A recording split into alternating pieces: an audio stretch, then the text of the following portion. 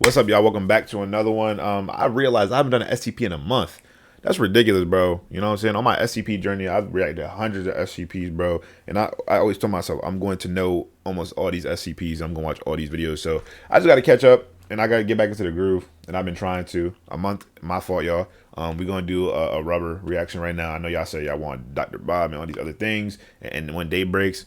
So hey, bro, it's October, bro. It's a spooky month. So more SCPs, more backrooms content coming soon. Just stay tuned. Just stay tuned. Anywho, let's get into this. This is 6305. Never heard of this one. Discretion is advised. Hold on. I was Wrong output. Wrong output. Wrong output. Wrong output. Wrong output. Headphones. Boom. Here we go. Into some abandoned middle school in a nearby rinky-dink town. Apparently, it was haunted, and the boys thought it would be hilarious if one of us spent the night there. Okay, that's where you already messed up. Who in the world thought it was a good idea to spend the night in a already known haunted middle school? Why are y'all even doing this? Oh, this got to be like them Disney Channel kids. There's no other way. Who the luckiest guy in the room was that had to be the one to do it. That's right, me. Lost every single game of rock, paper, scissors, and so I had to do it. The rubber animation looking good. It's looking real good. Look, did the art style look a little different? My friends said they would meander around the property, eating, drinking, and just having a good time, while I, on the other hand, was walking through the decaying halls. There wasn't anything out of the ordinary. It was the typical abandoned school after all. There was trash, graffiti, broken doors, and spiders. An aberrant amount of spiders, actually. Black widows.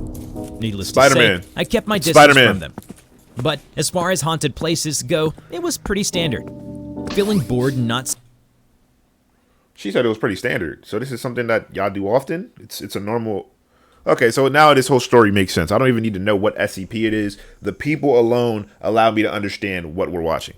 Scared, I called my friends and wanted to see if they wanted to come inside anyway. They agreed as they wanted to do some urban exploration and were bored of standing around our car. I was already on the north side of the school while they entered from the south side. I figured I'd wait for them in the cafeteria, and waited. And then came the screams. Whoa. I jumped up and ran towards my friends shouting for help, panicking. But Now my question is, what are you gonna do? You about to run to your friends, and what are you gonna do? There's literally like what? Like, riddle me. Like, what is she gonna do? I don't know. You're gonna run and die with them. Is that what she wants? It must be in a gathering of bodies is what she wants, bro. by one, their voices were silenced until there was nothing left but the deafening sound of my heart beating. I stopped running and stood still, unsure what to do or where to go. See, it ain't like me. As soon as I heard the screaming, I went the opposite direction, bro. I'm going home. Fearing it was too late for my friends, I turned around and stopped at the side in front of me. There was a monstrous spider's web created from ropes, and strapped to said ropes were my friends. Baffled and frightened, I took a few steps back and called out to them. Pain. So much pain. Whoa. Why did they do it? They all said in unison, spiders pouring out of their eyes and mouths. Nah. Suddenly, several ceiling tiles fell down. We can't do that. A grotesque and monstrous worm-like creature with huge testicle? spider legs. A young boy's head for a face. Nah, that's not a young boy. That's a young nutsack, bro. That's not ill, bro. He look like he gonna bite somebody. Yo, somebody get their kid. Descended down. It shrieked at me. Ew. Time in turning and sprinting towards the exit. It lumbered after me at an insane speed, and I was only saved thanks to a huge amount of rubble in this particular hallway. Moments later, I burst out of the building and sprinted away from the area. So she still got away? Funnily enough, I expected the deaths of my friends to be on the news and the talk of our town. But no one confronted me about it. It made me feel uneasy. I had to confront my friends' parents directly. But when I went to one of their houses, they were in the company of men in black uniforms with some sort of logo on them. I pulled them away from the men and asked, but they all answered the same thing. What kids? Damn. Hello everybody, I'm the Rubber. Today, we bring you SCP Foundation's Safe Class Object, SCP-6305. SCP-6305, also known as this... Nah, why he twerking? Yeah, why is he twerking, bro? Middle school refers to the apparitions and spectral activity that occurred. He's at ugly, bro. in Stop, 2012. dude. All of these anomalous sightings are tied directly to the life of a deceased young boy, Aaron Fisher. Aaron Fisher, or 6305 for that matter, does not possess full sapience but exhibits mild sentience, demonstrating curiosity in the activities of Foundation staff and appropriate reactions to fear-inducing stimuli. It is important to note that 6305 does not exhibit any human emotions. All cries for help and respite from its current situation are auditory hallucinations. In other words, all screaming or any emotions displayed by Aaron Fisher and spectral hallucinations are to be considered fake. Researchers deem them to be simply Aaron Fisher mimicking human emotions, something he lost once he perished. All that remained of him was his resentment. So he died teachers, and came back with a big family. The form Aaron Fisher took inside Bro, the he middle got a school dumpy is that on of a him. monstrous worm-like Bro, creature he got a with dumpy on spider him. legs, and his head is the face of the creature. Covering his body were the faces of his victims, all emotionlessly copying his fake emotions. Prior to exploring Washington Middle School, the entire block on which it rested was evacuated, and all inhabitants were amnestized.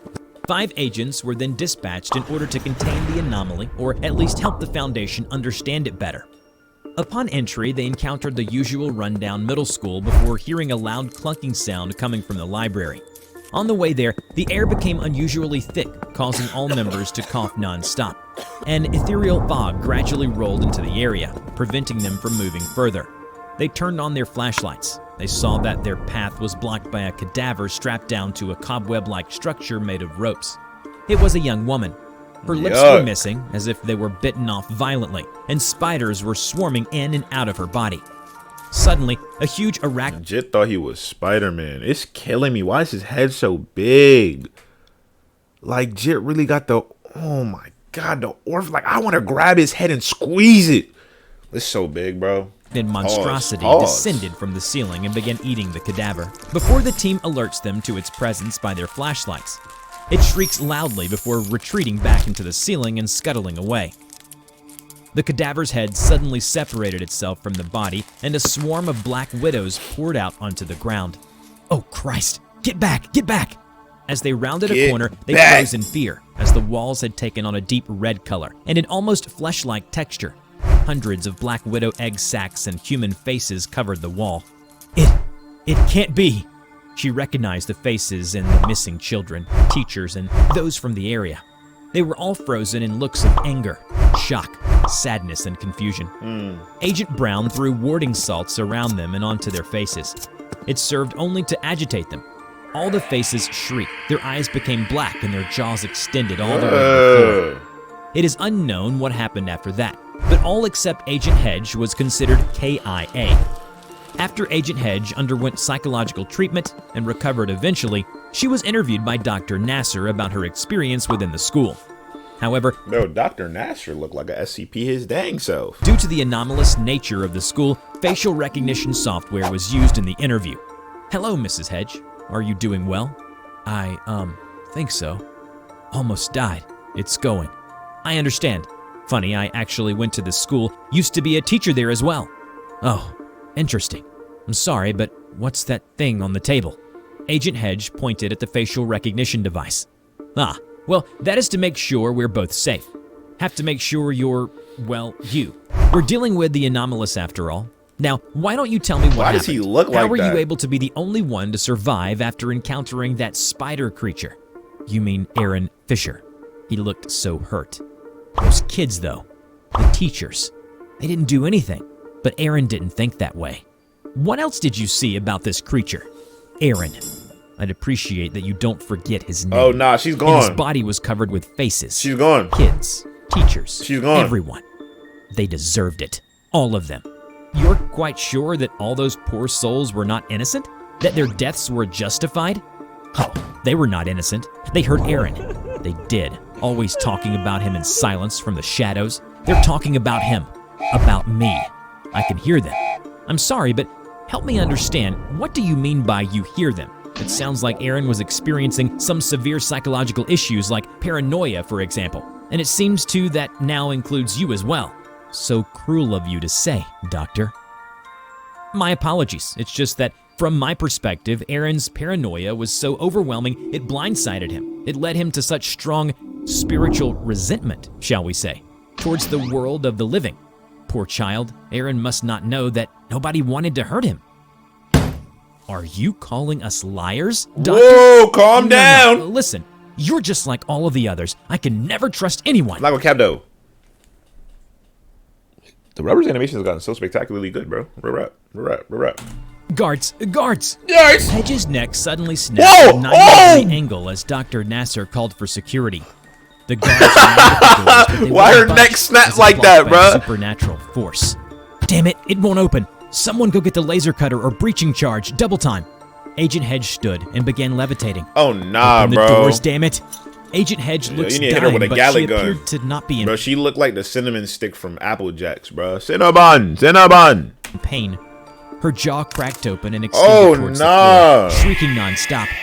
After a while, the door was blasted wide open. Dr. Nasser was squatting in the corner, shivering and sweating, muttering to himself. Hedge's lifeless body dropped to the floor, and a proper burial was given to her. After this event, Dr. Nasser protested to the 05 Council. He wanted no further part of 6305, but due to his connection to the school, this was denied. A second exploration was carried out with only a single D-class sent into the school. She managed to find a diary belonging to Aaron Fisher before she too became his prey. And just as Dr. Nasser suspected, it appeared that Aaron was experiencing severe paranoia and schizophrenia. He believed that his peers and teachers, including Dr. Nasser, were talking about him, as well as seeing spiders, namely black widows, that no one else could see. According to the diary, he was speaking with a therapist, which lends credit to Dr. Nasser's theory.